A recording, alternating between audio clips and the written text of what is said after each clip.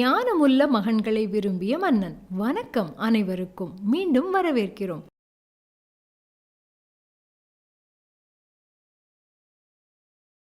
இன்று நாம் ஆயிரக்கணக்கான ஆண்டுகளுக்கு முன் பண்டைய இந்தியாவிற்கு உலகின் மிகச்சிறந்த ஞான கதைகளின் தொகுப்புகளில் ஒன்றின் பிறப்பிடத்திற்கு செல்கிறோம்.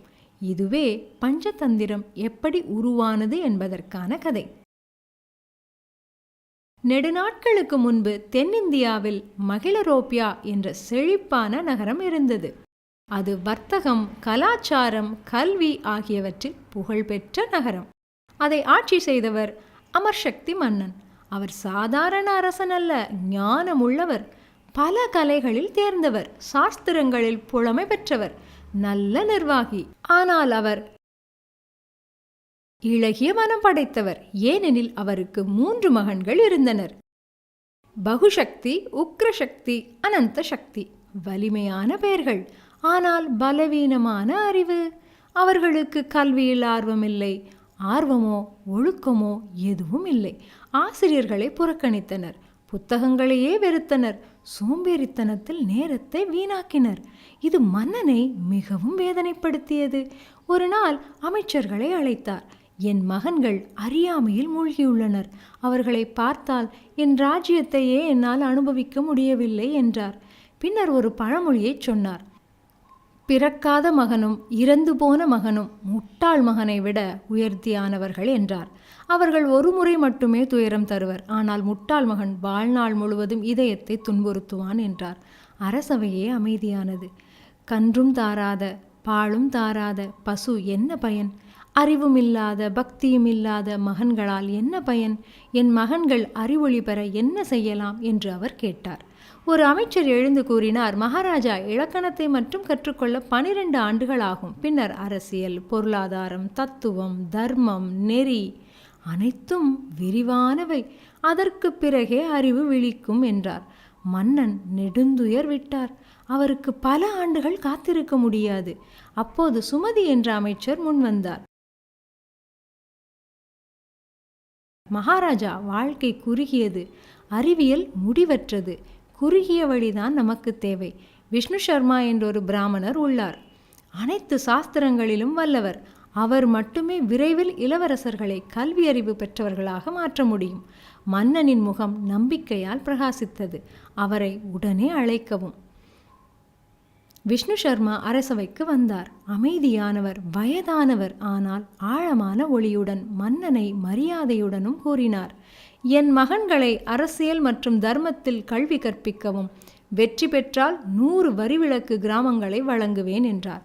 விஷ்ணு சர்மா மெதுவாக சிரித்தார்.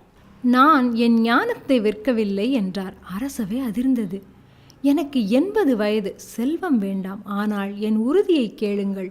அவரது குரல் சிங்க கர்ஜனையைப் போல ஒலித்தது. 6 மாதங்களில் உங்கள் மகன்களை அரசியல் ஞானத்தில் வல்லவர்களாக மாற்றவில்லை என்றால் என் பெயரையே இழக்கத் தயார் என்று கூறினார். அரசவை மூச்சு வாங்கியது. தோல்வியடைந்தால் சொர்க்கத்திற்கும் தகுதியில்லை. மன்னன் மரியாதையுடன் தலைவணங்கினார். விஷ்ணு சர்மா இளவரசர்களை காட்டு ஆசிரமத்திற்கு அழைத்துச் சென்றார். அவரது இலக்கண புத்தகங்களை திறக்கவில்லை, பெரிய சாஸ்திரங்களை எல்லாம் படிக்கவில்லை. அவர் கதைகள் சொல்லத் தொடங்கினார். மனிதர்களைப் போல பேசும் மிருகங்கள், நரிகள், காகங்கள், ஆந்தைகள், குரங்குகள், முதலைகள், நண்பர்கள், பகைவர்கள். முதலில் மகிழ்ச்சி, பின்னர் அறிவு. அவர் இந்த கதைகளை 5 தந்திரங்கள் என பிரித்தார். மித்ரபேதம், நட்பின் உயர்வு. மித்ர லாபம், நட்பு பெறும் கலை. காகோலூக்கியம், யுத்தம் மற்றும் அரசியல். லாபநாசம், அறியாமையால் இழப்பு. அபரீக்ஷிதஹாரகம், சிந்தனையின்றி செயல். இளவரசர்கள் சிரித்தனர், விவாதித்தனர், சிந்தித்தனர், அறியாமலே கற்றுக்கொண்டனர்.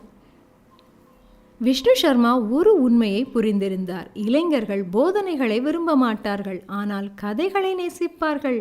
வற்புறுத்திய நெறி மறுக்கப்படும், தானாக கண்டறிந்த நெறி என்றும் நினைவில் இருக்கும். இந்த நீதி சாஸ்திரத்தை கற்றவன் அல்லது கேட்டவன் இந்திரனாலும் தோற்கடிக்கப்பட மாட்டான். அவ்வளவு சக்தி வாய்ந்ததாக இந்த ஞானம் கருதப்பட்டது. பஞ்சதந்திரம் பொழுதுபோக்கிற்காக மட்டுமல்ல, ஆட்சியாளர்களை உருவாக்குவதற்காக. தந்திரம், நட்பு எச்சரிக்கை, தலைமை, பொது அறிவு, இன்றும் அது உயிருடன் உள்ளது.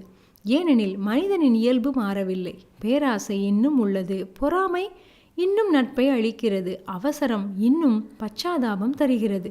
ஞானம் இன்னும் கதைகளிலிருந்து பிறக்கிறது. அமர் சக்தி தனது மகன்களை பற்றி கவலைப்பட்டார். ஆனால் ஞானத்தை வற்புறுத்த முடியாது என்பதை புரிந்த ஆசிரியரை கண்டார். சில நேரங்களில் ஒரு பாடத்தை கற்பிக்க சிறந்த வழி அழுத்தம் அல்ல, ஒரு நன்றாக சொல்லப்பட்ட கதை. அவ்வாறே பஞ்சதந்திரம் தொடங்கியது. மீண்டும் சந்திப்போம். ஆர்வமாக இருங்கள், சிந்தனையுடன் இருங்கள். எளிய கதைகளில் மறைந்திருக்கும் ஞானத்தை நினைவில் கொள்ளுங்கள். இந்த கதை உங்களுக்கு பிடித்திருந்தால் தவறாமல் எங்களுடைய சேனலை சப்ஸ்கிரைப் செய்யுங்கள், லைக் செய்யுங்கள், கமெண்ட் செய்யுங்கள். மீண்டும் ஒரு சிறப்பான கதையில் உங்களை சந்திக்கிறேன். நன்றி.